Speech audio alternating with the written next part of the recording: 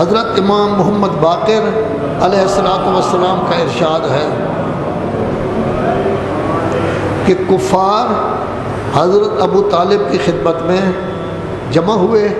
کہنے لگے ہم بڑے تنگ ہیں آپ کے بھتیجے سے، یہ کہتے ہیں 360 خدا نہیں، یہ ایک خدا ہے، ہم تو اتنے قبیلے ہیں علیحدہ علیحدہ ہم نے خدا بنائے ہوئے ہیں، یہ کہتے ہیں ایک خدا ہے، ہم بڑے پریشان ہیں، ہم بڑے تنگ ہیں، آپ کوئی بندوبست کریں ان کا۔ تو حضرت نے ارشاد فرمایا حل لہم فی کلمت خیر لہم یسودون بہا العرب ویتعون اعناقہم، چچا جان ان سے پوچھو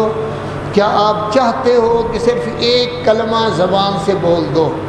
اس ایک کلمہ کی وجہ سے تمام عرب کے بھی آپ بادشاہ بن جائیں گے اور پوری دنیا کی گردنیں تمہارے سامنے ہوگی،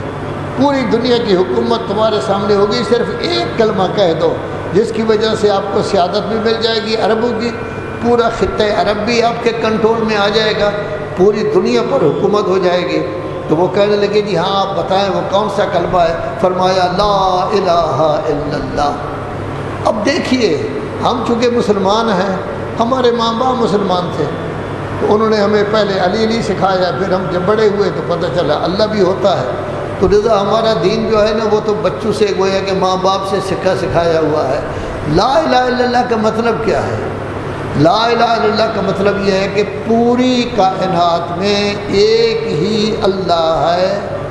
ہمارا ہر کام اسی کی مرضی کے مطابق ہوگا، ہم کبھی کسی صورت میں کسی معاملہ میں انحراف نہیں کریں گے۔ تو جب ہم ایک اللہ کو ماننے والے ہو گئے، اللہ کا نام ہمارے اندر راسخ ہو گیا، پھر دنیا کی کسی طاقت کے سامنے ہم نہیں جھکیں گے، مال کے سامنے نہیں جھکیں گے، دولت کے سامنے نہیں جھکیں گے، کسی افسر کے سامنے نہیں جھکیں گے، کسی زمیندار کے سامنے نہیں جھکیں گے، کسی سپر طاقت کے سامنے نہیں جھکیں گے، کیونکہ ہم نے مان لیا ہے اصل طاقت اللہ ہے۔ تو جب اصل طاقت اللہ ہے تو ہم کسی کے سامنے نہیں جھکیں گے۔ آج کیا وجہ ہے کہ ہم پریشان ہیں؟ 57 ملک ہیں جن کے پاس سونا موجود، جن کے پاس تیل موجود، جن کے پاس گیس موجود، جن کے پاس کائنات کی ہر نعمت موجود، لیکن مصیبت ہے کبھی وہ جو بائیڈن کے سامنے جھک رہے ہیں، کبھی پیوٹن کے سامنے جھک رہے ہیں، کبھی کسی کے سامنے جھک رہے ہیں۔ کیوں؟ ہم نے در حقیقت اللہ کو مانا ہی نہیں، اللہ ہمارے اندر راسخ ہی نہیں ہوا، ہمیں ماں باپ نے اللہ سمجھایا ہی نہیں۔ ہمیں تو کہا گیا تھا نا، اسلام کہتا ہے سب سے پہلے اپنے بچے کو اللہ سکھاؤ، اور اسلام نے کیا کام کیا ہے کہ جب ہم بالکل چھوٹے تھے، ابھی پیدا ہوئے، تو ایک کان میں اذان دی گئی تھی، اس میں اللہ اکبر آیا ہے،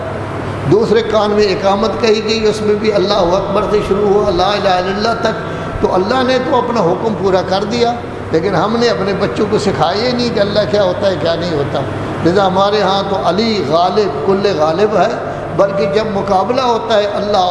اور علی کا تو ایسی صورت میں ہمارے شیعہ تو یہ کہتے ہیں کہ علی نے ہر کسی پر غالب آنا ہے، اللہ بھی اس سے جو ہے وہ مار کھا جاتا ہے۔ تو ظاہر ہے کہ جب یہ مذہب ہے ہمارا، یہ اعتقاد ہے ہمارا، اللہ کو ہم نے مانا ہی نہیں، ہم نے یہ ذکر ہمارے ذہن میں آئے ہی نہیں کہ ہمارے تمام معاملات کا مالک اللہ ہے، خالق وہی ہے، رازق وہی ہے، زندگی دینے والا وہی ہے، موت دینے والا وہی ہے، تو ہم اللہ کو معبود اس طرح سمجھتے ہیں کہ روٹین کی نماز پڑھ لیتے ہیں، وہ بھی جلدی پڑھتے ہیں تاکہ زیادہ وقت جو ہے وہ ہمارا